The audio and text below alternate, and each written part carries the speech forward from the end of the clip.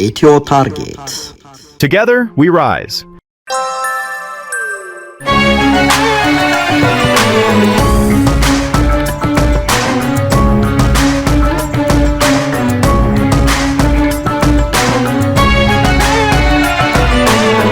ሰውየው 200 ዓመት ቢያልፋቸውም አሁንም ድረሳሉ በአካል ሳይሆን በመንፈስ ወሎዮች ጌታው የሚል ማቆላመጫ የሚቀጥሉላቸው ሼህ ሁሴን ጅብሪል ጌታው የሚል ክብር ለማግኘት የከበረ ሰብዕና ባለቤት መሆን ይጠይቃል።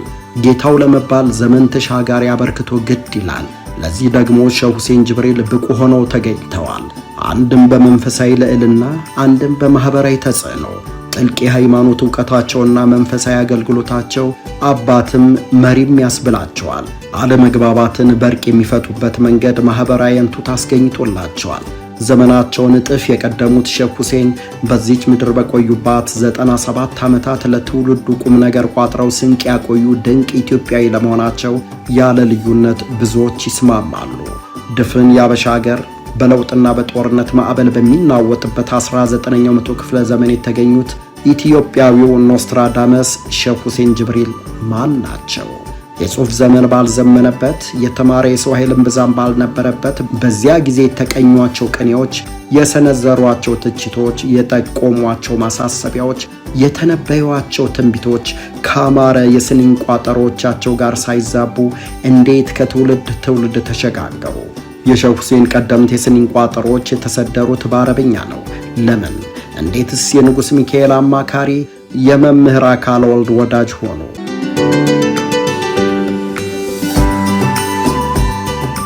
ትንቢተ ሼህ ሁሴን በሚል ርዕስ በ1984 ዓ.ም ለህትመት የበቃው የቦጋለ ተፈራ መጽሐፍ ሼህ ሁሴን ጅብሪል በ1811 ዓ.ም እንደተወለዱ ይጠቁማል። በቀድሞ ወሎ ክፍለ ሀገር ወረሂመኖ አውራጃ በባሆች ቀበሌ ልዩ መጠሪያው እንበለሴድ አካባቢ። የትንቢት ነጋሪው ሼህ ሁሴን የትውልድ ቦታ ዛሬ በመቅደላ ወረዳ ስር የተካለለ ሲሆን ከወረዳው ዋና ከተማ ማሻ ሰሜናዊ ምስራቅ አቅጣጫ 20 ኪሎ ሜትር ገደማ ርቀት ላይ ይገኛል። ቦጋለ የሼህ ሁሴንን አባት ሼህ ጅብሪል ከማለት ውጭ እናታቸው ማን እንደሆኑ አልገለጹም። በማህበራዊ ሚዲያው የሚዘዋወሩ አንዳንድ አመላካቾች ግን አባታቸው ሼህ ጅብሪል አቡበከር እናታቸው አሚና ሰኢድ እንደሚባሉ ያወሳሉ። አንዳንዶችም አሚናት ይሏቸዋል። ለዚህ ግን ተጨማሪ ማረጋገጫ ያስፈልገዋል። የሼህ ሁሴን አባት ሼህ ጅብሪል ዘመኑ የሚጠይቀውን ሃይማኖታዊ ዕውቀት ለመቅሰም አሊምነታቸውን፣ አዋቂነታቸውን ለማስመስከር በድፍን ኢትዮጵያ ስማቸው ከገነነው የገታው ሼህ ቡሽራን ለ30 ዓመታት አገልግለዋል። ወሎ ቃሉ ውስጥ ይህንኑ የቦጋለ ተፈራን መጽሐፍ ዋቢ አድርገን እንቀጥል። ሼህ ጅብሪል ለረጅም ጊዜ አገልግሎታቸው፣ ለታማኝ ሙሪድነታቸው፣ ከአዳሚነታቸው ወይም አገልጋይነታቸው ሼህ ቡሽራ የምስጋና ጀብ አዥጎደጎዱላቸው። እኛ ላይ ያለውን የሚናገር ልጅ ጀባ፣ ሸዋትህ ፍሬህ እንደማለት ነው፣ ይለምልም አሏቸው። ሀያት ጀባም ሲሉ አከሏቸው፣ ዕድሜ ይርዘም እንደማለት።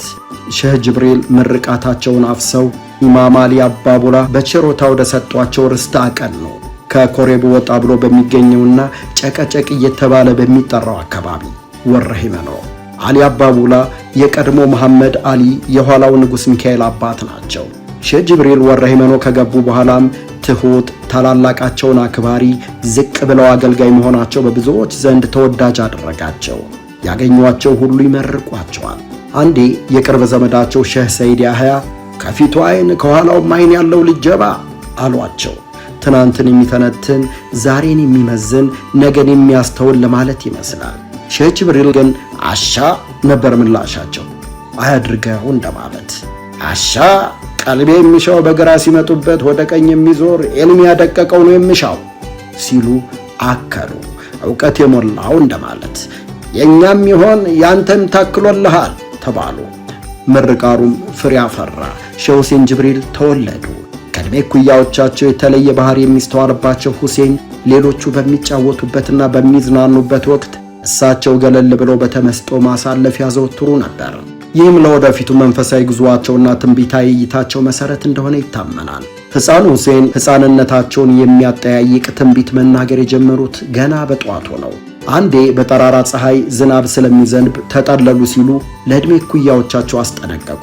አናት በሚበሳው ሙቀት የተጨናነቁት ሕፃናት ጓደኞቻቸው ሰማዩን አንጋጠው ካዩ በኋላ ሳቁባቸው። የምን ዝናብ ሲሉ ተሳለቁባቸው። እሳቸው ግን መጠለያ ታዛ ፈለጉ። ከመቅጽበት ሰማዩ በነጎድጓድ ምድሩ በዝናብ ተሞላ። የሳቁባቸው በዝናብ ሲበሰብሱ ሁሴን ታዛቸውን ይዘው አልሰማ ያለ ጆሮን ተረቱባቸው። የጠፋ እንስሳ የት እንደሚገኝ በመጠቆምም ባለቤቱን ከልፋት ይታደጋሉ። በቤተሰብ ወይም በጎረቤት መካከል የሚፈጠርን ክስተት አስቀድሞ በመግለጽ ሶብር እንዲገዙ፣ ነገሮችን በስክነት እንዲመለከቱ መምከርም የጀመሩት ዕድሜያቸው ሳይጠና እንደሆነ ይነገራል።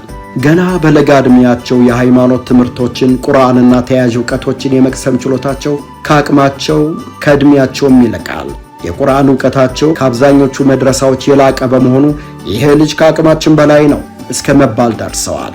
ከዚህ በኋላ ሲናገሩ የሚያስደምሙ፣ በጨዋታቸው የሚያክሙ ለዘኛ ሆኖ ከዚህ በኋላ ሼህ ሁሴን በኢትዮጵያ ሰማይ ስር ስማቸው ገኖ ወጣ።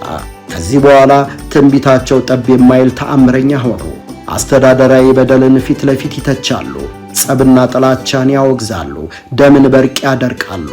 መልእክታቸውን ወሎዬኛ በሚጫነው አማርኛ እንደ ጅረት የሚያፈሱት ሼህ ሁሴን ስንኞቻቸውን ለመደርደር ምንም ቅድመ ዝግጅት አያስፈልጋቸውም። በተሰጧቸው የተደነቁ እኮ ሚስጥሩ ምንድነው ሲሏቸው እኔ አልቀረሁም፣ አልከተብኩም፣ ግንሳ በወርቅ ቀለም ተጥፎ ወለል ብሎ ይታየኛል፣ ያንን ዝም ብዬ መቅራት ነው ማለታቸው ይነገራል። ሼህ ሁሴን ጅብሪል ትናንት ላይ ቆመው ነገን ያዩበት መነጽር በዘመን ሂደት ውስጥ እውነትነቱን እያረጋገጠ አልፏል። አይጉድ መቅደላ፣ አይጉድ ሰንገላት፣ ሰዎች አለቁና ዝንጀሮ ወረራት፣ እኛ እንኳን ደርስላት አንገላግላት በማለት የአፄ ቴዎድሮስን የመቅደላ ስንብት በቁጭትና ሐዘን በተጫጫነው ስሜት ነበር ቀድመው የተናገሩት። በክፉ በበጎም የሚያውቋቸውን የአፄ ዮሐንስ አራተኛ ዕጣ ፈንታ አሁን የሆነ ያህል ከነ ምስላዊ መግለጫው ያሰፈሩበት መንገድም እጅን አፍ ላይ ያስጭናል። መክርህ ነበረ መቼ እሺ ትላለህ፣ ሐሳብህ ብዙ ነው መንገድ ታበዛለህ፣ መተማ ለመዝመት አሁን ትሄዳለህ፣ መመለስክን እንጃ እዚያው ትቀራለህ፣ በድርቡሽ ጎራዴ ራስክን ታጣለህ በማለት አፄ ዮሐንስ ባላባቱንና ሕዝቡን ለማስገበር አገር ውስጥ ዘመቻ ማብዛታቸውን፣ ቀጣዩ የጦር ውሏቸውን መተማ ላይ ከድርቡሾች ጋር እንደሚሆን ዘርዝረዋል። ግን ከመተማው ዘመቻ በሕይወት የመመለሳቸውን ነገር መጠራጠር ብቻ ሳይሆን አንገታቸውንም እንደሚያጡ በመጠቆም ትንቢታቸውን ይቋጫሉ። ኋላ ግን የሆነው ሆኗል። ደም ያፋሰሰውን የ1909ን የንጉሥ ሚካኤልንና የሀብተ ጊዮርጊስን የሰገሌ ጦርነትም የተነበዩት እንዲህ ብለው ነበር። ሰገሌ ሜዳ ላይ የመጣብን መርዶ፣ በቀኝ እጁ ካራ በግራው ብርንዶ። ሼህ ሁሴን በዚህ ጦርነት ላይ የሚደርሰውን ጉዳት አውቀው ለንጉሥ ሚካኤል አስቀድመው ተናግረዋል ይባላል። ወደ ዘመቻውም እንዳይሄዱ ምክር ቢጤ መሰንዘራቸውንም አንዳንድ ምንጮች ይጠቅሳሉ። ይህን የሼህ ሁሴን ትንቢት በቅጡ የሚያውቁ ያልበቁ ዱበርቲዎች፣ ሴት ጸሎት አድራጊዎች የምንወደውንም ንጉሥ የምንወዳቸውን ባሎቻችንንም የማጣታችን ነገር እሙን ነው እስከ ማለት መድረሳቸውን አንድ ነዋሪነታቸው ደሴ ሰኞ ገበያ የሆነ የዕድሜ ባለጸጋ ጫውተውኛል።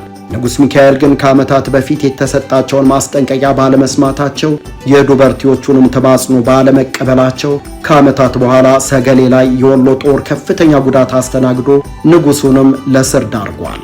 አስገራሚው ሼህ ሁሴን ጅብሪል በስጋት ከተነበዩትና ለብዙዎች እልቂት ምክንያት ይሆናል ካሉት ጦርነት 1 ዓመት ቀድመው ማለፋቸው ነው።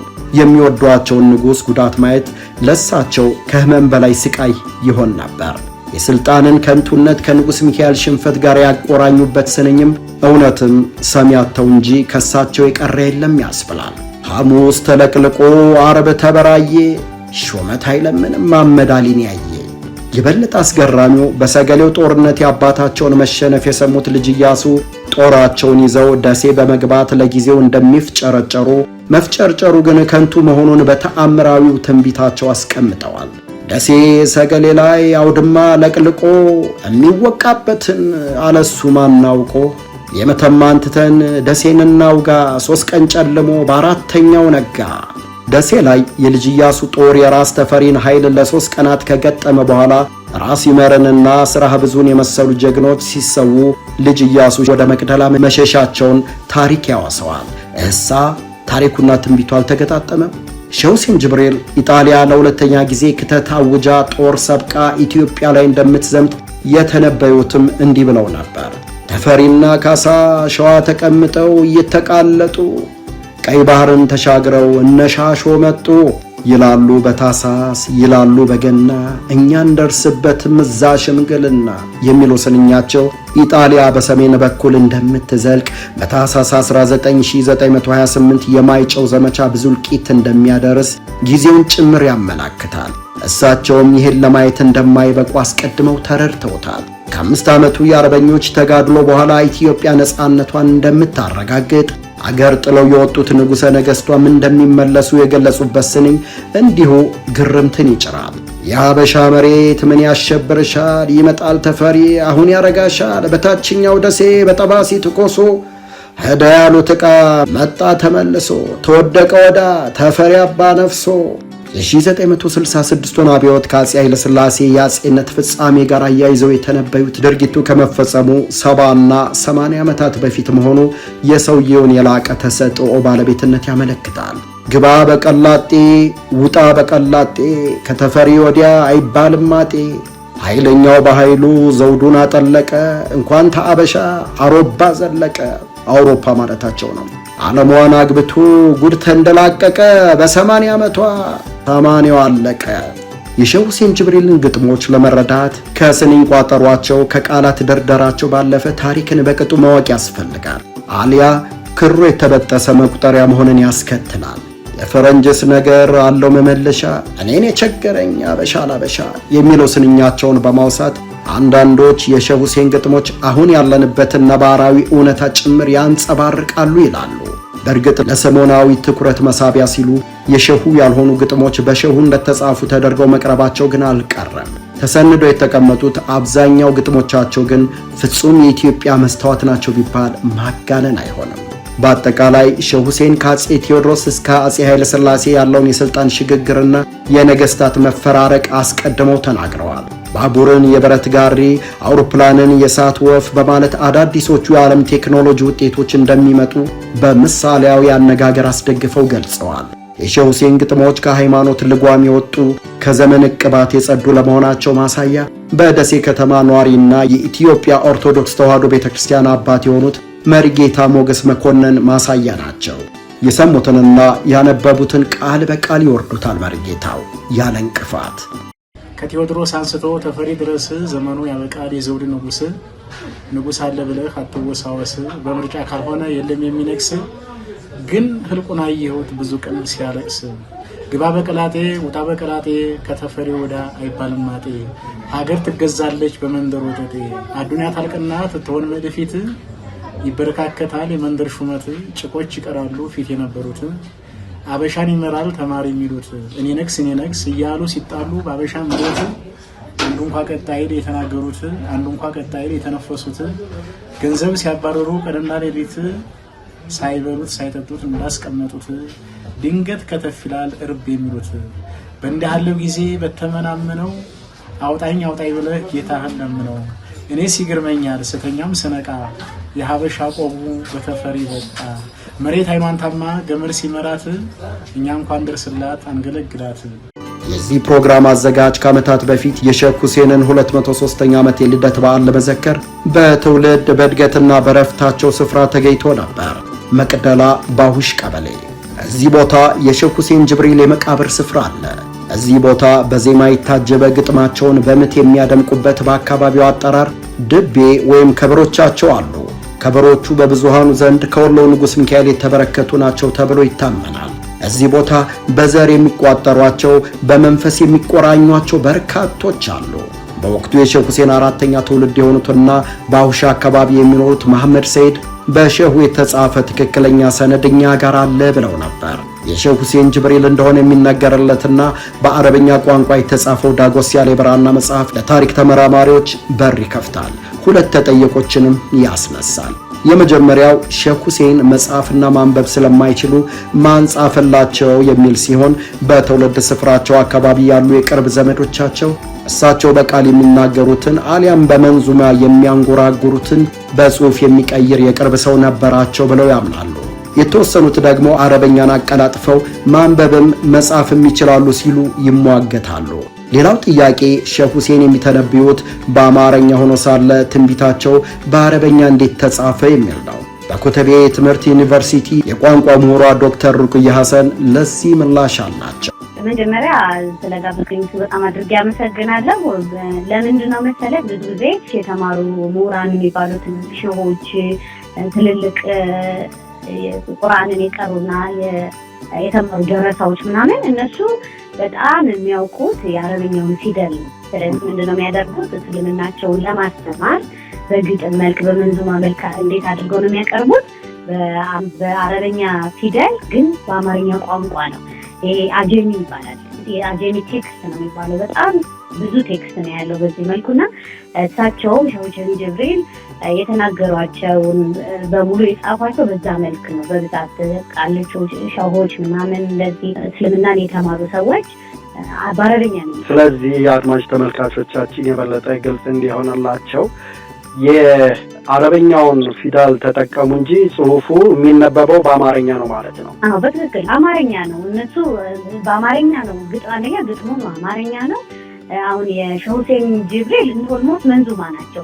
በመንዙማ መልክ ነው በዜማ የሚናገሩት እሳቸው እና ትንቢት ነው በብዛት ትንቢት ነው እና ማስተማሪያ ነገር ነው የሚናገሩት። ግጥሞች ናቸው። በመንዙማ ነው በቅላጤ ነው የሚናገሩት እና እሱን የሰሙ ሰዎች በቃል ሲያስተላልፉት ቆይተው ከዛ በኋላ የሚከትቡ ደግሞ የሚጽፉት ደረሳዎች የተማሩ እነዚህ ሼህ ምናምን ያልኩ እነሱ መጻፍ የሚችሉት በአረበኛ ስለሆነ የአረበኛውን ቴክስት ነው የሚያውቁት። ፊደሉን የተማሩት አረበኛ ነው። ቁርአን ለመቅራት ምናምን ለዛ ዓላማ አረበኛውን ፊደል ተምረውታል። ስለዚህ በዛ ይጽፉታል። የሚጽፉት አማርኛ ነው፣ ግን ፊደሉ ነው አረበኛ የሚሆነው ማለት ነው። በተለይ የዚህ ዘመን ትውልድ በቅጡ እንዲረዳው ለምሳሌ በስልክ የጽሁፍ መልእክት ሲለዋወጡ እንግሊዘኛውን ፊደል ተጠቅመው በአማርኛ መልእክት እንደሚያስተላልፉት እንደማለት ነው። ልክ እንደዛ ነው በትክክል። የአማርኛ መንዙማ፣ የአማርኛ ግጥሞች፣ የአማርኛ ማስተማሪያ እንትኖችን በሙሉ ሙስሊሞች በምንድነው የሚጽፉት? በዛ ዘመን አሁንም ድረስ አለ በአረብኛ ነው። እንደ አንድ ምሁር እንደ አንድ አካባቢው ተወላጅ ሼህ ሁሴን ጅብሪል ኢትዮጵያ ብቻ ሳይሆን አፍሪካ የምትኮራባቸው ዓለምም ስማቸውን ልታነሳ የሚገባ ሰው ናቸው ይባላልና እነ ኖስትራዳመስን የመሰሉ ፈረንሳያኖች ታሪካቸው ተዘክሮ የተለያዩ መታሰቢያዎች እና ዓመታዊ በዓላት ይከበርላቸዋል። የሼህ ሁሴን ጅብሪል በዚህ መልኩ አለመከበሩ የሚፈጥርበትን ስሜት? አዎ እውነት ነው። አሁን በጣም ብዙ አሉ እውነት ለመናገርና እሳቸውም አንዱ ናቸው ሼህ ሁሴን ጅብሪል እና በጣም ብዙ አስተዋጽኦ ነው ያላቸው። እንግዲህ የተጻፈው መጻፍ የተቻለውና ከትውልድ ወደ ትውልድ መተላለፍ የቻለው ነው እንጂ በህይወት ዘመናቸው በጣም ብዙ ነገር አድርገዋል እና ግን በዛ ልክ ግን እያስታወስናቸው በዛ ልክ እንዳልከው ማስታወሻ የሚሆን ነገር እያደረግንላቸው አይደለም። ብዙ በእኛ ሀገር ያሉ ሰዎችን በዛ መልክ ነውና እውነትህን ነው። አሁን ይሄ በጣም ሸር የማደርገው ነገር ነው። እንደ ምሁርም የሚቆጨኝ ነገር ነው። እንደዛ ብናደርግ ጥሩ ነው። የራሳችንን ካላከበርን እንግዲህ ሌላ ማንም ሊያከብርልን የሚችል የለም ብዬ አምናለሁኝና በዛ ልክ ማክበር አለብን፣ ማስታወስ አለብን። የኋላው ከሌለ ወደ የፊቱ የለም ነው የሚባለውና እኛ እስካሁን ድረስ የኖርነው ድምር ውጤት ነው የኋላ ሰዎች የሰሩትና እንደዛ ማድረግ ያለብን ይመስለኛል። እኔም እንደ ምሁር በዚህ መልኩ ነው በምርምር እና ደግሞ ውጤቶችን ዲሲሚኔት በማድረግ ሰዎች እንዲያውቁት በማድረግ እንዲሰራጭ በማድረግ እና እንዲመዘገብ በማድረግ ይህንን ሚናችንን መጫወት አለብን ብዬ አምናለሁ። የሼህ ሁሴንን ግጥሞች የሐሳብ ምጥቀት፣ የቋንቋ ውበትና የቃላት ቁጥብነት የሚያደንቁት ደግሞ በወሎ ዩኒቨርሲቲ የቋንቋና የባህል ምሁሩ ዶክተር ብርሃን አሰፋ ናቸው። ግጥሞቻቸው ለዘመናዊ አገጣጠም ስልት የራሳቸውን ተጽዕኖ አሳርፈዋል ባይ ናቸው። የወሎ መብረቅ የሚባሉት ሼህ ሁሴን ንግግራቸው ቀጥተኛ፣ አንዳንዴም ለባለስልጣናት የማይመች ቢሆንም በዘመኑ ህዝቡ እንደ ቅዱስ ያያቸዋል፣ እንደ ቅዱስ ይቀበላቸዋል። ባላባቱና ነገስታቱን በቀላሉ የሚደፍሯቸው አይነት ሰው አይደሉም። እንደውም ከዳግማዊ አጼ ምኒልክና ከንጉስ ሚካኤል ጋር የቀረበ ወዳጅነት እንዳላቸው ይነገራል። ንጉስ ሚካኤል ጋር እንደ አካባቢ ተወላጅ ከመሆናቸው ባሻገር የንጉስ ሚካኤል አባት ለሼህ ሁሴን አባት መሬት እስከ መስጠት የሚደርስ ወዳጅነት አላቸው። ልጆቹም የአባታቸውን ህብረት ያስቀጠሉ ይመስላሉ። ሼህ ሁሴን ንጉስ ሚካኤልን ከቅርብ ሰዎች ተንኮልና ከፖለቲካ ሴራ እንዲጠነቀቁ ደጋግመው መክረዋል። በተለይ አፄ ምኒልክ ጤንነት መታወክ ሲጀምርና በቤተ መንግስቱ ውስጥ ሽኩቻ ሲነሳ ሼህ ሁሴን ለንጉሱ ጊዜው የክፋት ነውና ራስህን ጠብቅ ይሉ ነበር። መሪ ህዝቡን ካላከበረ ፈጣሪ የህዝቡን መሪ አያከብርም የሚል ጠንካራ መርህ የሚያራምዱት ሼህ ሁሴን ንጉስ ሚካኤል ወሎን ሲያስተዳድሩ ፍትህ እንዳያጓድሉና ለድሆች እንዲራሩ ይመክሩ ነበር። ንጉስ ሚካኤልም በሼህ ሁሴን አይጨክኑም። በእርግጥም ነገራቸው መሬት ጠብ የማይል ጠቢብ፣ ለታይታ ገደሉን ሜዳ ለሹመት ስቃዩን ድሎት የማይሉት ንጉሱን አንተ ብሎ እስከ መጥራት የሚያደርስ ወንድማዊ ፍቅር ያላቸው የንጉሱን ስህተት ፊት ለፊት እስከ መንገር የሚደፍሩት ሼህ ሁሴን በንጉስ ሚካኤል ቤተ መንግስት ልዩ ቦታ ቢኖራቸው አይገርምም። ሼህ ሁሴን ጅብሪል አራት አይና ከሚባሉት የኢትዮጵያ ኦርቶዶክስ ተዋሕዶ ቤተክርስቲያን ሊቅ መምህር አካለ ወልድ ጋር የጠበቀ ወዳጅነት እንዳላቸው ይነገራል። አፄ ቴዎድሮስ ይዋጉታል እንደ ገብርዬ ይማሩታል እንደ አካልዬ ያሉላቸው መምህር አካለ ወልድ በተለይ በምናባዊ እይታቸው በጥልቅ የመጽሐፍ ቅዱስ ዕውቀታቸውና በትርጓሜ መጽሐፍት ዘመኑ ያፈራቸው ሊቅ ናቸው። ሼህ ሁሴን ጅብሪል ደግሞ በትንቢታዊ ግጥሞቻቸው፣ በመንፈሳዊ አባትነታቸው፣ በኢስላማዊ ዕውቀታቸው ይታወቃሉ። ሁለቱም የማይታየውን ማየት ወይም ሚስጥር የመግለጽ ጸጋ አላቸው ተብሎ ስለሚታመን በመንፈሳዊና በጥበብ ረገድ ይግባቡ ነበር። መምህር አካለ ወልድ ጌታው ሼህዬ ይሏቸዋል ሼህ ሁሴን ጅብሪልን። ሼህ ሁሴን ደግሞ መምሬ ይሏቸዋል በክብር። መምህር አካለ ወልድ በቤተ ክርስቲያን ትምህርት፣ ሼህ ሁሴን ደግሞ በእስልምና ዕውቀት የላቁ ቢሆኑም በሀገር ፍቅርና በወደፊቱ የኢትዮጵያ ዕጣ ፈንታ ላይ የጋራ እይታ ነበራቸው። ለዘመናት በወሎና አካባቢው ለተገነባው የሙስሊሞችና ክርስቲያኖች ተከባብሮ የመኖር እሴት ሼህ ሁሴን ጅብሪልና መምህር አካለ ወልድ ባለውለታ ናቸው። ምንም እንኳን አሁን በተለያዩ ምክንያቶች ይህን አብሮነት የሚነዱ አንዳንድ ምልክቶች ቢኖሩም ወሎ ግን ክርስቲያን ገንዘብ አዋጥቶ ቁሳቁስ አበርክቶ ጉልበቱን ሰጥቶ መስጊድ የሚሰራበት ድንቅ ምድር ናት።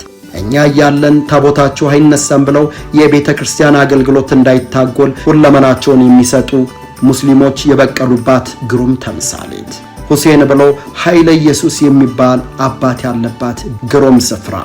ፈረንሳዮች ሚሼል ዲ ኖስትራዳም የሚሉትን የ16ኛው ክፍለ ዘመን ትንቢት ነጋሪ ኮከብ ቆጣሪ ብሔራዊ ክብራቸው አድርገው ያወድሱታል። ሰውየውን ወደፊት የሚሆነውን የተነበየ ብሔራዊ ጀግናቸው ያደርጉታል። እናም ለ20 ዓመት የኖረበትና ዝነኛ የትንቢት መጽሐፉን የጻፈበት መኖሪያ ቤት ተጠብቆ የታሪካቸው አካል ሆኗል። አስከሬኑ ያረፈበት የቱሪስት መስህብ ቦታቸው ነው። በብርና በነሐስ ያሸበረቀ ሐውልቶች ቆመውለታል። ሼህ ሁሴን ጅብሪል ግን በትውልድ አካባቢያቸው ከምትገኝ አንዲት አንደኛ ደረጃ ትምህርት ቤት በቀር በስማቸው የሚጠራ መታሰቢያ የላቸውም። የሼህ ሁሴን ጅብሪል አራተኛ ትውልድ የሆኑት ሼህ መውደድ ከበደም ለታላቁ አባት የሚመጥን ቋሚ ቅርስ መቆም አለበት የሚል አቋም አላቸው።